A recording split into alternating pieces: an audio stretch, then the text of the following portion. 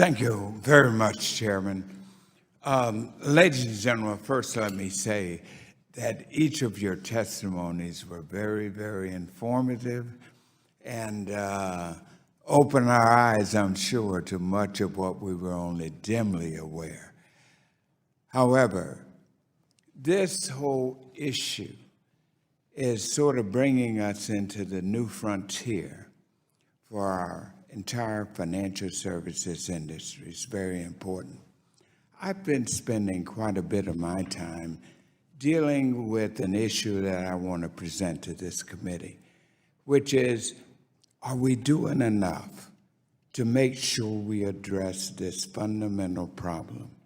According to the most recent statistics, there are 58 million unbanked and underbanked folks out there.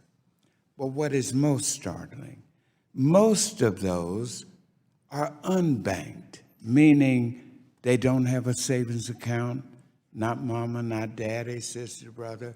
Nobody in the household has a savings account or a checking account. So, Mr. Ahmed, let me start with you.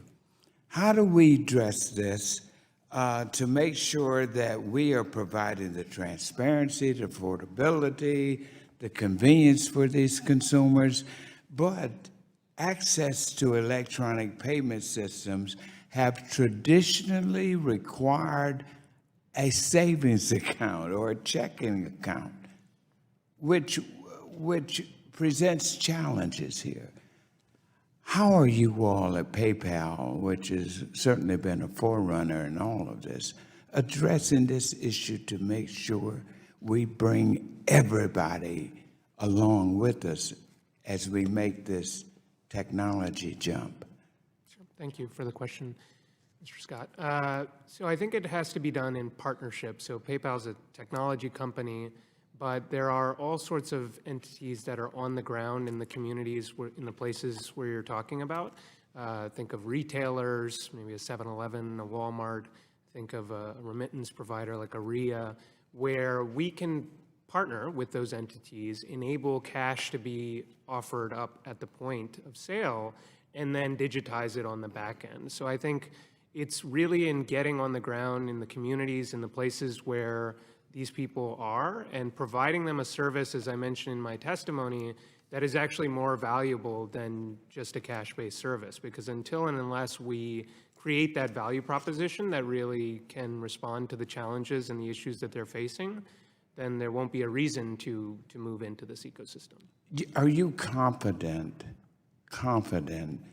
that we will not leave these unbanked and underbanked folks behind? I would say at PayPal, we're making very, very strong efforts to do that, and I think it's going to be about everyone in this room working together, public-private partnership, and intentionality behind the efforts in order to prevent that from happening. Do you think there are costs associated with accepting cash for small businesses?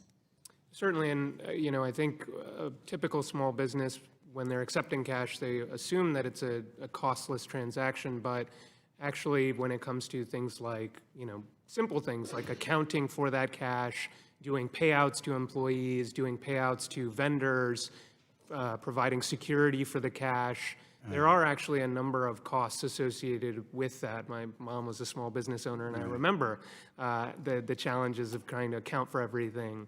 And so digital kind of transactions can really help to simplify a lot of those processes and reduce some of those transaction costs. And Ms. Ford,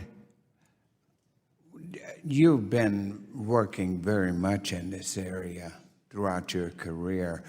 What are your thoughts on this?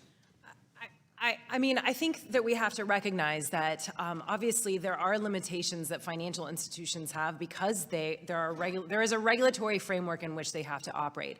But I think when we look at the experience in the US as well as globally, I think that is one reason we've seen the rise of non-bank fintechs who are saying, okay, we've got this great technology out there. We want to try to be some sort of a link to consumers. So if we can be that intermediary and try to get somebody who is unbanked bank to be more comfortable. Maybe it starts with a gift card or some sort of some sort of prepaid card they can load with cash, but then that gets them slowly into the financial services system and then can become banked. That's obviously where we want to move things. So I think that, we're making progress, but I agree with you. I mean, the unbanked issue is very real. It's one reason at the FPC we have a whole consumer segment who are constantly saying, how are we going to make this as inclusive as possible? But I do think we have to acknowledge that financial institutions are constrained by certain regulations as well. Thank you very much. Thank you, Chairman.